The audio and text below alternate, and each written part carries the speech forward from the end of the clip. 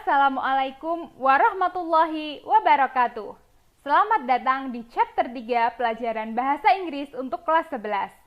Tema pelajaran hari ini adalah tentang invitation atau artinya undangan. Di chapter ini kita akan mempelajari jenis-jenis dan tipe undangan, terus bagaimana format penulisannya, tujuannya apa, ada nggak sih undangan yang harus dibalas dan bagaimana cara membalasnya.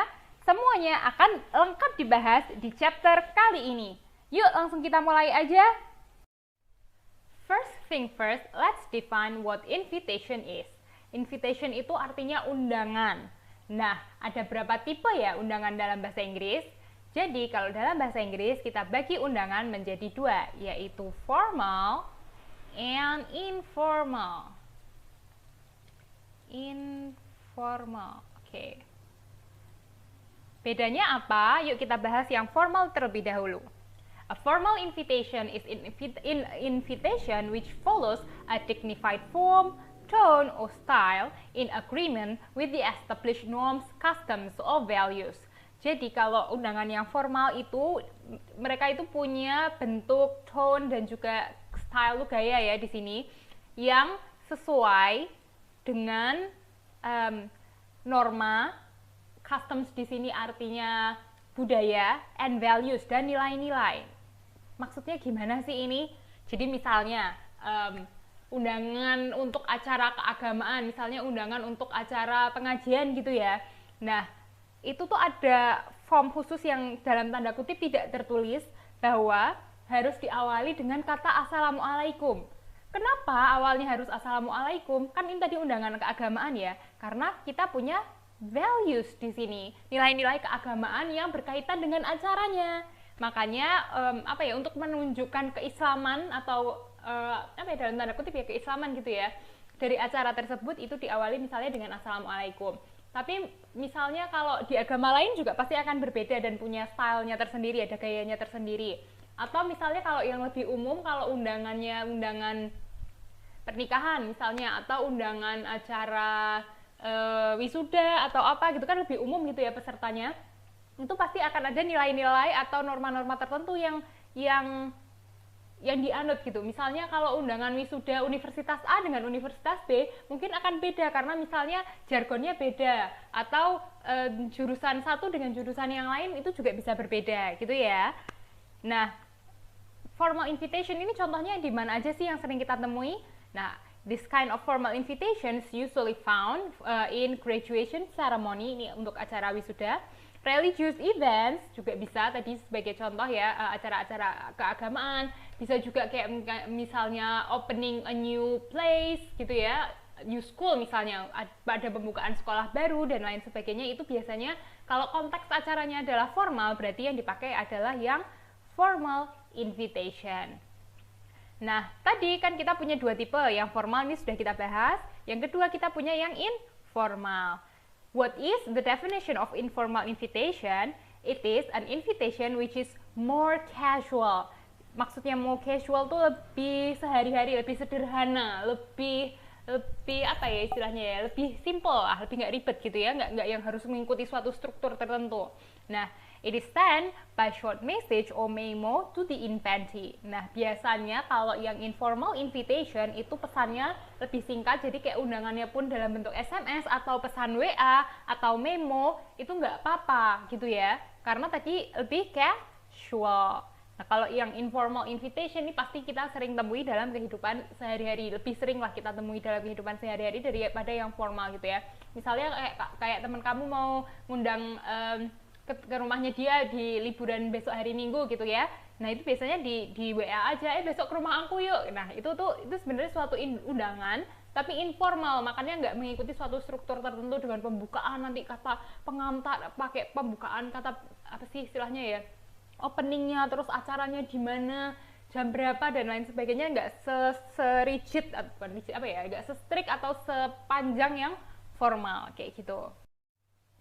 Terus tujuannya apa sih sebenarnya formal invitation ini? Nah, tentu saja tujuannya adalah inviting people to formal and social events. Nah, untuk mengundang orang untuk acara-acara yang formal.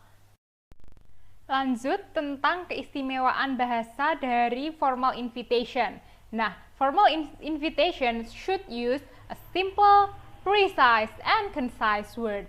Maksudnya apa? Jadi pemilihan kata di formal invitation harus sederhana, tepat, concise tuh ringkas gitu ya. Jadi sekali baca orang langsung paham ini tuh maksudnya apa. Seperti itu. Tapi meskipun kita menggunakan kata yang simple, precise, and concise, tetap informasi yang diberikan harus detail, harus jelas. Ini tempatnya di mana, alamatnya tempat tersebut itu di mana, nomor berapa, acaranya jam berapa, dan lain sebagainya. Itu harus juga ada dengan detail di undangan tersebut. The tone of the invitation should be friendly and sincere, so words should be chosen carefully. Maksudnya adalah meskipun ini adalah formal invitation, kita tetap harus tetap ramah dan sincere. Sincere itu maksudnya tulus ya. Jadi ngundangnya itu ya yang kelihatan tulus gitu loh. Merasa bahwa tamu yang kalian undang itu juga bagian dari acara. Mereka itu penting gitu untuk hadir di dalam acara tersebut. Itu harus ditunjukkan di pemilihan kata-kata yang tepat. Nanti seperti apa akan ada di contoh ya. And the style of writing should be formal. Ini obvious sekali, jelas banget karena ini adalah formal invitation. Jadi gaya penulisannya adalah gaya penulisan formal. Tapi tetap ini harus dipenuhi ya. Tadi pemilihan katanya seperti apa, informasinya seperti apa, pemilihan katanya juga bermain, di sini tone-nya, dan lain sebagainya.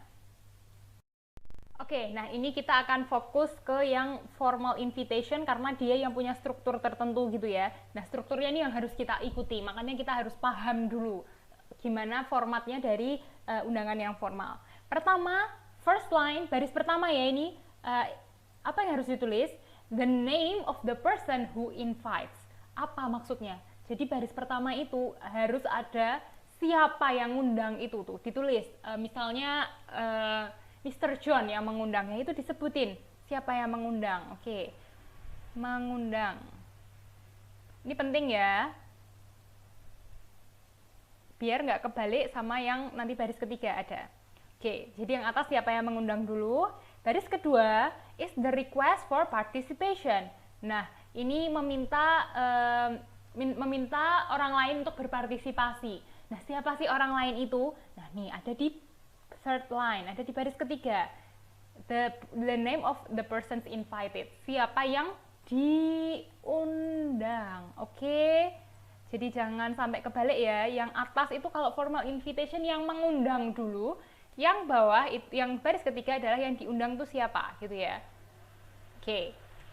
Yang line 4 ke baris keempat is the occasion of the invitation. Ini maksudnya occasion itu adalah acaranya ya. Acara apa sih? Ada keperluan apa gitu loh. Sampai mengundang orang lain gitu. And then the fifth line is the time and date of the occasion. Nah, ini kalau yang baris kelima adalah waktu dan tanggal dari undangan tersebut atau acara tersebut. Yang the sixth line, baris ke-6 is the place, adalah tempatnya. Jadi jangan lupa ngasih tanggal dan waktu dulu baru nyebut tempatnya di mana gitu ya. Jangan kebalik juga, ini banyak yang kebalik pasti biasanya. And then the last line is the request for reply. Nah, kalau ini dia keunikannya dari formal invitation. Kebanyakan dari formal invitation itu tuh mereka mau let's say menyiapkan jumlah kursinya berapa, jumlah cateringnya berapa, makanya butuh yang namanya konfirmasi siapa yang kalau kamu mau datang itu tolong konfirmasi, kalau nggak datang juga konfirmasi gitu ya. Makanya di sini ada part request for reply. Nanti tulisan atau simbolnya request for reply seperti apa akan kita bahas di slide-slide selanjutnya ketika kita lihat contoh formatnya formal invitation secara jelas. Yang penting ini dulu harus dipahami. Dari baris pertama sampai baris ke-7 ini ya, apa aja, jangan sampai kebalik yang harus ada gitu di formal invitation, layoutnya seperti apa. Ada yang mengundang, meminta dulu request untuk mengikuti suatu acara. Nah, meminta sama siapa? Minta sama yang diundang. Menyebutkan acaranya apa, kapan, tempatnya di mana, sama minta konfirmasi untuk dibalas atau konfirmasi kehadiran. Nah, supaya lebih jelas lagi, ini ada contoh undangan formal. Yuk kita bedah satu-satu ya di undangan ini. The board of director of the Indonesian Educational Foundation. Oke, ini bagian ini adalah siapa? Tadi ingat first line-nya? Yang mengundang loh. Mengundang. Yang mengundang siapa? Adalah board of director, para jajaran direksi dari Indonesian Educational Foundation, organisasi namanya organisasi pendidikan Indonesia gitu ya. Terus ngapain mereka? Second, ini first line. Oke, bentar ditulis biar gampang. Second line-nya request the pleasure of, meminta, request ya. Of siapa? Mr. and Mrs. Riyadi. Third line. Ini yang diundang. Yang diundang adalah Mr. and Mrs. Riyadi. Ngapain si Indonesian Educational Foundation mengundang Mr. and Mrs. Riyadi? Karena mau ada charity dinner, akan ada acara makan malam sosial gitu ya, untuk kegiatan sosial. Misalnya nanti disumbangkan hasil makan malamnya atau hasil pelelangan dananya dan lain sebagainya. Nah, kapan? Di fourth line, sorry. Kapan? On Saturday the 23rd of December. Hari Sabtu tanggal 23 Desember. Ini date and hari gitu ya. Day and date gitu. Di mana? At Sunan Hotel Ballroom. Di Hotel Sultan, di bagian ballroomnya. Makanya harus spesifik di bagian gedung yang mana undangan ini, acaranya ini akan berlangsung. Oh, ternyata yang ini ada di ballroomnya. Proceeds benefit the educational fund. Ini maksudnya untuk tadi kan charity-nya adalah untuk penggalangan dana pendidikan gitu ya, di sini disebutkannya ya. Alright, terus disebutkan nih, biasanya di undangan formal ada juga nih dress code-nya pakai batik. Ini ganti-ganti ya, misalnya ada yang boleh mau dress code-nya pakai baju warna merah gitu misalnya juga boleh. Nah, di undangan ini dress code-nya adalah pakai batik. Jadi ketika kamu nanti datang di acara charity dinner-nya ini, please pakai batik untuk menghargai yang mengundang. Oke? Terus di sini ada RSVP. Please reply, diminta untuk membalas kan. Nah, membalasnya gimana caranya? Ini Indonesian Educational Foundation kan organisasi. Ternyata ada cara balasnya. Cara balasnya adalah ke Edo dengan nomor telepon ini, atau kalian juga Mr. and Mrs. Riyadi di sini misalnya bisa menuliskan email membalas untuk hadir atau tidak di acara ini dengan menulis email di edo@mygmail.com. Makanya ini juga harus diperhatikan dan dibalas. Biar makin mantap, ada contoh undangan lagi nih. Nah, kali ini undangannya untuk ke wedding ceremony atau ke acara pernikahan. Yuk kita lihat satu-satu ya. Mr. and Mrs. Pujianto. Ini adalah the name of the host. Ingat, di first line adalah yang mengundang. Jadi di sini yang mengundang adalah Mr. and Mrs. Pujianto. Mereka mengundang untuk apa? Cordially request the pleasure of your company. Cordial ini dengan rendah hati gitu ya, meminta the pleasure of your company, meminta kehadiranmu gitu ya. Company di sini bukan perusahaan maksudnya, tapi kehadiranmu gitu ya. Ini sebagai part phrasing the invitation, maksudnya inti undangannya tuh mau apa sih? Meminta kehadiranmu gitu loh. Meminta kehadiranmu untuk acara apa? On the wedding ceremony of their daughter. Untuk menghadiri acara pesta pernikahan dari their daughter, anak perempuan mereka, anak perempuannya Mr. and Mrs. Pujianto. Itu kind of event, jenis acaranya. Siapa nama daughternya, nama anak perempuannya? Siti. Nah, si Siti ini akan menikah dengan Davi. Jadi disebutkan nama kedua mempelai. Lanjut, kapan acara wedding ceremony-nya ini? It will be held on Friday, the 12th of December, hari Jumat tanggal 12 Desember, at 7 o'clock, jam 7 malam, di Gedung Kartini, Jalan Gatot Subroto, Jakarta. Jamnya sudah disebutkan, dan tempatnya juga disebutkan. Venue di sini adalah tempat. Tempatnya ada di Gedung Kartini yang disebutkan dengan alamat jelas, yaitu Jalan Gatot Subroto, Jakarta. sekarang mari kita lihat ke special instruction di sini. Nah, di sini disebutkan dinner will be served at 8 p.m. sharp. Makan malam akan disediakan mulai disajikan jam 8 tepat. Nah, ini adalah informasi penting tambahan. Kalau di contoh undangan sebelumnya, informasinya adalah menggunakan dress code batik. Kalau di contoh undangan ini, instruction-nya adalah makan malam yang akan disediakan jam 8 tepat. Seperti itu. Lalu kita lihat nih, di sebelah sini ada kata RSVP. Ini dari bahasa Prancis, yaitu kepanjangannya Responde s'il vous plaît. Kalau salah pronunciation-nya bisa diperbaiki ya, tolong kalau ada yang belajar bahasa Prancis bisa komen di bawah cara pronounce this word yang benar seperti apa. Yang kata-kata RSVP itu kan artinya please reply gitu ya kalau di bahasa Inggris. Jadi mohon dibalas. Cara membalasnya undangan ini seperti apa? Kalian si orang yang diundang bisa mengontak Yani di nomor telepon ini atau mengirimkan konfirmasi kehadiran atau ketidakhadiran ke alamat email ini. Jadi, kalau nemu undangan dengan RSVP, jangan lupa untuk mengkonfirmasi kehadiran atau ketidakhadiran dalam suatu acara. Wait, kalau undangan formal itu pakai amplop nggak ya? Nah, ternyata sebenarnya kalau undangan formal itu keseringan pakai amplop. Ada cara penulisan khusus di amplop dari undangan formal. Walaupun nggak beda jauh ya sama surat. Kita bisa lihat ya di sini. Format penulisan amplop dari undangan itu sama caranya dengan surat, yaitu recipient address in the middle of the envelope. Jadi alamat penerima itu ada di bagian tengah dari amplopnya, sama di address kalau alamat pengirim ada di left hand corner of the envelope, ada di bagian kiri atas. Misal ini amplop ya. Jadi yang recipient address ada di sini, yang address ada di sini, kayak gitu.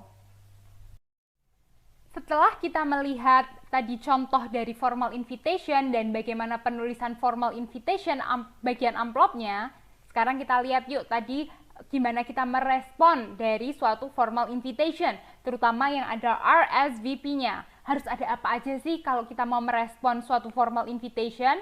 Yang pertama, sebaiknya kita harus merespon formal invitation within 3 days. Jadi kalau kita dapat undangan formal nih, sebaiknya sebelum 3 hari kita udah bales mau datang atau enggak ke acara yang ada di invitation tersebut, di undangan tersebut. Lalu, replies are written in third person. Nah, bentuk kita membalasnya itu menggunakan sudut pandang orang ketiga. Nanti akan kita bahas lebih lanjut di contoh setelah slide ini, oke? Next, replying the invitation card provided should be preferably be handwritten. Kalau undangannya itu ketika undangan terkirim sampai di tangan kalian ada cardnya, ada invitation card itu ada kartu undangan khusus untuk menjawab yang dikirim bersamaan dengan undangan tersebut gitu ya. Nah, itu sebaiknya si kartu undangan tadi, si cardnya ini itu dibales dengan handwritten, ditulis tangan, menggunakan tulis tangan. Kamu mau datang atau enggak, konfirmasi kamu, nama kamu siapa, yang mau hadir berapa orang, seperti itu sebaiknya ditulis tangan kalau ada invitation cardnya. And kalau kamu mau nggak datang, reason should be bravely stated for declining the invitation. Kalau kamu mau menolak invitation atau misalnya nggak mau datang ke undangan tersebut, kamu harus menjelaskan dengan bravely stated ya, dengan singkat tapi jelas kenapa alasannya kok kamu nggak datang. Ini juga akan kita bahas lebih lanjut di slide setelah ini. Contoh nih, kalau kita mau merespon.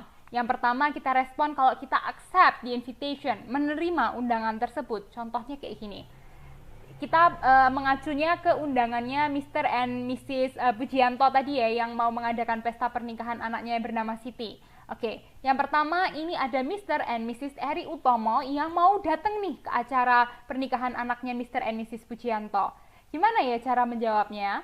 Mr. and Mrs. Eri Utomo accept with pleasure the kind of invitation of Mr. and Mrs. Pujianto to the wedding ceremony of their daughter on Friday, the 12th of December at 7 o'clock. Nah, Kalau yang ini kita lihat Mr. and Mrs. Eri Utomo itu dia menggunakan third person kan, jadi menyebutkan bukan menyebutkan I atau we gitu ya, tapi di sini menggunakan kata ganti orang ketiga, jadi memposisikan mereka di sudut pandang orang ketiga, yaitu dengan menyebutkan nama Mr. and Mrs. Eri Utomo. Kenapa ini perlu? Karena nanti waktu undangan reply ini dibaca sama yang mengundang, mereka nggak bingung, ini di sini siapa?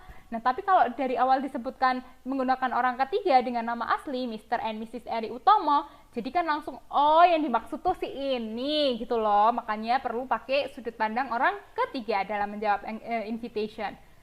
Nah, si Mr. and Mrs. Eri Utomo ini accept with pleasure, menerima dengan senang hati undangan dari Mr. and Mrs. Pujianto untuk datang ke acara pernikahan dari anaknya yang akan diadakan hari Jumat tanggal 12 Desember jam 7 malam. Ini singkat, padat, jelas, dan yang baca kan langsung ngerti, oke, mereka akan datang gitu kan, karena ada kata accept.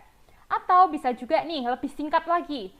Sekarang reply-nya dari Mr. and Mrs. Wibowo. Langsung aja mereka to the point bilang, Mr. and Mrs. Wibowo accept the invitation with pleasure. Mr. and Mrs. Wibowo dengan senang hati menerima undangannya. Oke, yang ini 2 contoh menerima undangan. Sekarang kalau menolak undangan karena nggak bisa hadir gimana ya?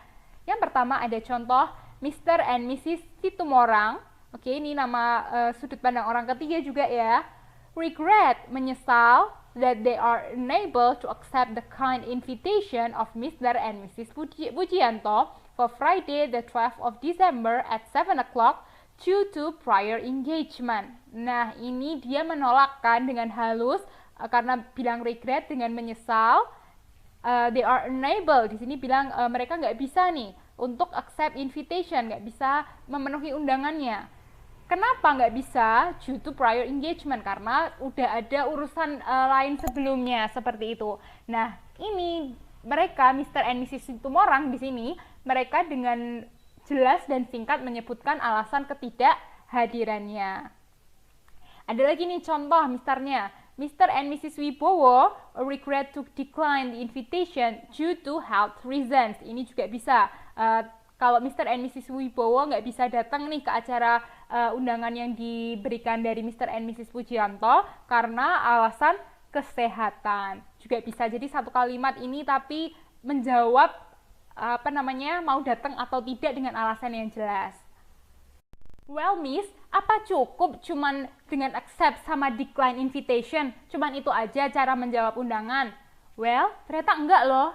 Ingat kan tadi kalau undangannya datang dengan invitation card, ini contoh invitation cardnya. Kita lihat yuk, ada name of the guest, siapa tamu yang diundang ini. Akan will attend, mau datang, atau unable to attend, tidak bisa hadir gitu ya. Dalam undangan tersebut ini bisa ditulis, misalnya ini Mr. and Mrs. Ari gitu ya.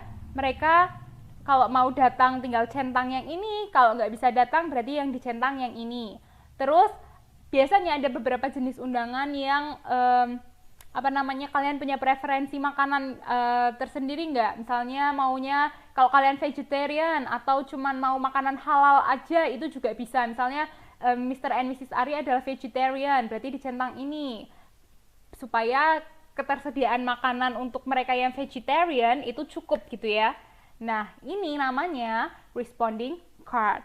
Kalau responding card yang datang bersama dengan invitation card itu lebih baik ditulis atau dijawab dengan handwritten, dengan ditulis tangan. Seperti itu. Well, that's all the important things you should know about formal invitation and how to respond it. So this is the end of today's material. I hope you understand it well and see you soon. Bye students. Wassalamualaikum warahmatullahi wabarakatuh.